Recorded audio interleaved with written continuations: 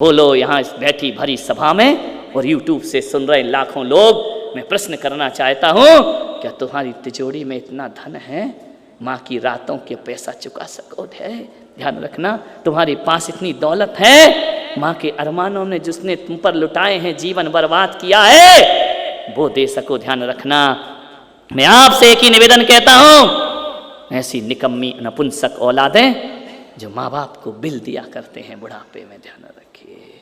अरे माँ बाप के तो इतने एहसान होते हैं कि अपने शरीर की चमड़ी उतार कर 10 जन्म भी जूतियां पहनाओ तो भी माँ के ऋणों से कोई मुक्त नहीं हो सकता इस संसार में। ध्यान रखिए, माँ को जवाब देते हो, जिसने तुम्हें बोलना सिखाया उसे चुप कहते हो, तुम्हें शर्म नहीं आती है? ध्यान रखना, कैसे तुम माँ बाप से प्यार करते हो। एक बूढ़ा बाप यदि एक चीज को 2 बार पूछ ले तो बेटे को गुस्सा आता है। तुम्हें याद है वो दिन जब बचपन में एक चिड़िया आती थी तुम्हारे घर में, तुमने छोटे थे तो पूछा था पापा ये क्या है? पापा ने कहा बेटा चिड़िया है। थोड़ी देर बाद फिर आई चिड़िया, आपने कहा पापा ये क्या है? पापा ने कहा बेटा ये चिड़िया है। चिड़िया 10 बार आई, तुमने 10 बार पूछा, पापा ने कहा बेटा ये चिड़िया है। 10 बार पापा ने बोला, गुस्सा नहीं आया। लेकिन आज बुढ़ापे में बाप एक बात को 2 बार पूछ ले, बेटे को गुस्सा क्यों आ जाता है? बेटा क्यों कहता है? तुमको एक बार का समझ नहीं आता क्या? बार बार वही बात बोलना पड़ती है पापा, तुम्हें एक बार का समझ नहीं आता? यदि बचपन में बाप ने कह दिया होता तुझे एक बार का समझ नहीं आता, आज किस पर अकड़ते हो तुम? ये माँ बाप यदि तुम्हें पालते नहीं ना, जन्म दे के किसी कचड़े घर में फेंक आते, तो किस पर अकड़ते तुम? ध्यान रखिए, माँ बाप के दम पर अकड़ रहे हो ना तुम। मान्यवर, मेरा आपसे निवेदन है, लाखों रुपए कमाना बहुत आसान है, एक बच्चे को पालना बहुत कठिन काम हुआ करता है। ध्यान रखना, करोड़पति बनना बहुत आसान है, लेकिन एक बात ध्यान रखना, अपने माँ बाप को इज्जत देना बहुत कठिन काम होता है।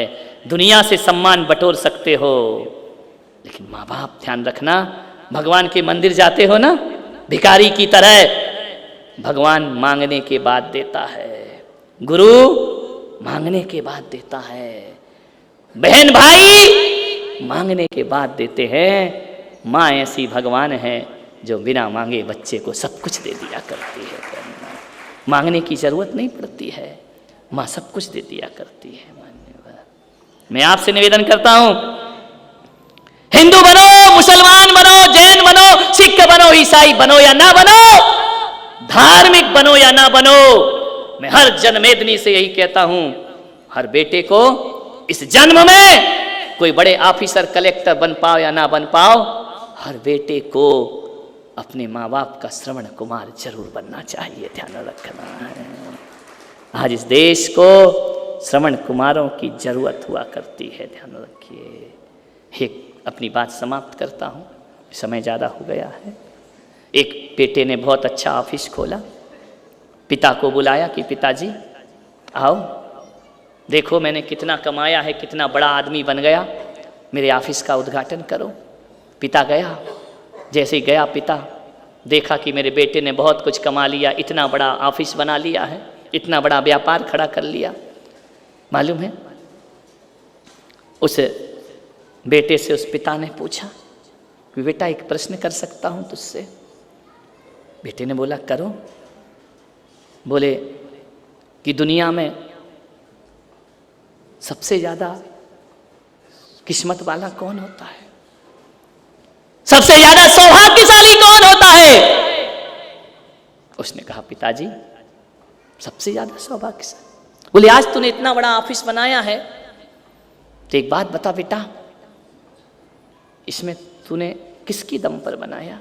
उसने कहा पिताजी मैंने अपनी दम पे बनाया, मैंने ही सब कुछ किया है, मैंने ही मेहनत की है, मैंने ही सब कुछ किया है, मैं ही सब कुछ हूँ इस दुनिया में, मेरे से बड़ा दुनिया में कोई नहीं होता है। पिता ने कहा शायद कमा के अकड़ आ गई होगी। पिता को किसी और उत्तर की अपेक्षा थी, बेटे ने कोई और उत्तर दे दिया।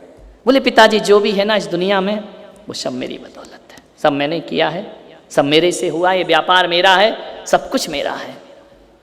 पिता ने कहा ठीक है बेटा, तू कुछ बदल नहीं गया?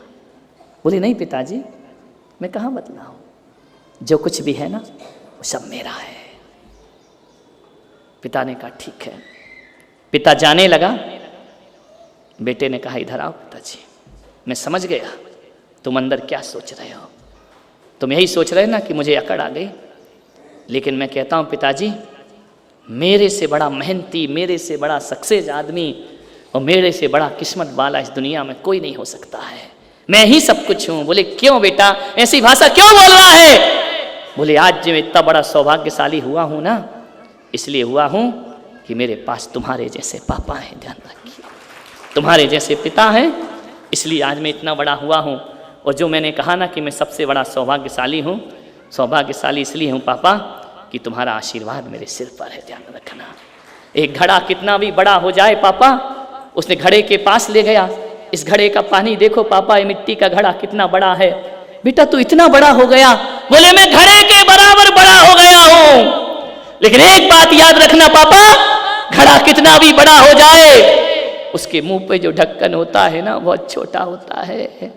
लेकिन पापा ये बड़े घड़े की कीमत घड़े से नहीं होती है, ये ढक्कन इसके ऊपर नहीं होता ना तो आज ये पानी घड़े का पानी पीने लायक ना बचता।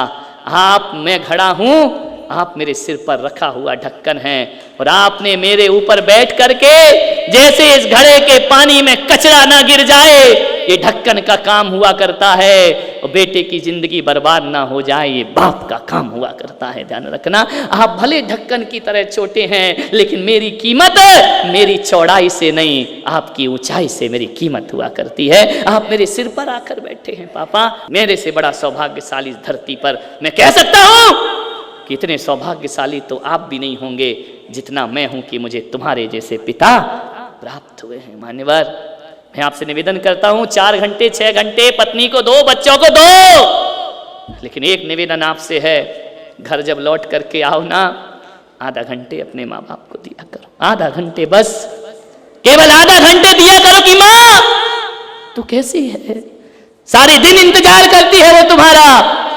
2 शब्द नहीं बोल सकते हो, मत लाना नए कपड़े, मत लाना आभूषण। कभी माँ से जाके पूछते हो माँ तूने खाना खाया, माँ तूने भोजन किया? माँ तो 10 फोन लगाती है, बेटा तूने खाया या नहीं खाया? एक बार पूछना।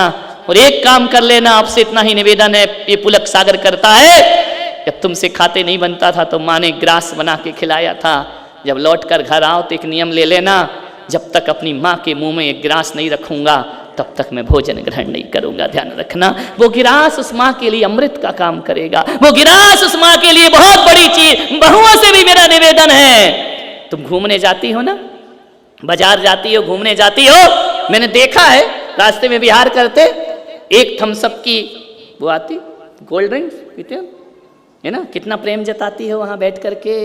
कोल्ड ड्रिंक्स की एक बोतल होती है, 2 पाइप होते हैं, यहाँ से पति पीता है, वहां से पत्नी पीती है। ध्यान रखना, ऐसा होता है या नहीं? मुझे एक्सपीरियंस नहीं है। माणिक भाव देखा तो होगा ना? बोले क्यों? बोले जूठा खाने से प्यार बढ़ता है।